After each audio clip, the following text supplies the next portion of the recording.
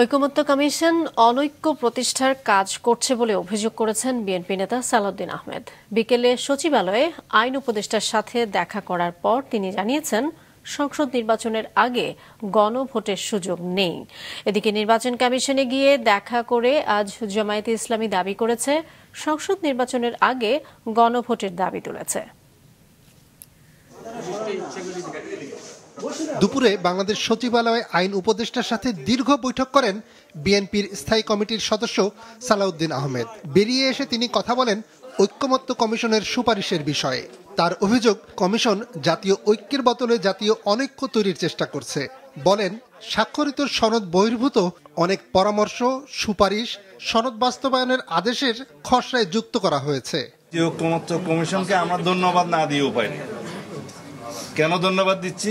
যে অবশেষে তারা তাদের প্রক্রিয়া কার্যক্রম সমাপ্ত করতে পেরেছেন। দ্বিতীয়বার ধন্যবাদ দিচ্ছি যে তারা জাতীয় ঐকমত্য প্রতিষ্ঠার বদলে জাতীয় অনৈক্য প্রতিষ্ঠার একটা প্রচেষ্টা গ্রহণ করেছে। সংবিধান সংস্কার পরিষদের নামে একটা আইডিয়া এখানে সংযুক্ত করা হয়েছে, যেটা আগে জাতীয় ঐকমত্য কমিশনে কখনো টেবিলে ছিল না, আলোচিত হয়নি, এই বিষয়ে কোনো ঐকমত্য হয়নি। সালাউদ্দিন আহমেদ বলেন, পিআর পদ্ধতির নির্বাচন নিয়ে কোনো ঐকমত্য হয়নি। জোটের ভোটে নিজ নিজ প্রতীকে অংশ নেওয়ার যে বিধান সংশোধিত আরপিওতে যুক্ত করা হয়েছে, তা সংশোধনের দাবি জানানো হয়েছে।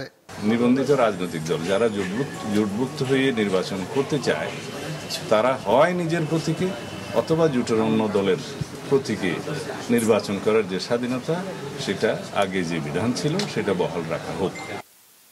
এদিকে জোটের ক্ষেত্রে দলীয় প্রতীকে ভোটে অংশ নেওয়ার পক্ষে অবস্থান নিয়েছে জামায়াত। আগারগাঁওয়ের নির্বাচন ভবনে সিইসি সহ অন্য 4 নির্বাচন কমিশনারের সাথে আজ বৈঠক করে দলটি।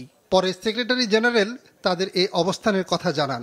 যখন নির্বাচন ব্যবস্থার যখন সংস্কার কমিশন আলোচনা হল, তখন ওনারা আপত্তি দিতে পারতেন, রিটার্ন আলোচনা হতে পারতেন, অনেক প্রক্রিয়া তো ছিল, কিন্তু সেখানে মানা হলো, উপদেষ্টা পরিষদের মিটিং হয়ে গেল, তারপরে তিনি চিঠি দিয়ে বলছেন যে না, এটাকে সংশোধন করতে হবে। আমরা মনে করি এটা একটা অ্যালার্মিং, যে লেভেল প্লেইং ফিল্ড লঙ্ঘন করার এই প্রবণতা ইলেকশনের 4 মাস আগে, এটা আমাদের সুষ্ঠু নির্বাচনের জন্য একটা অশনি সংকেত।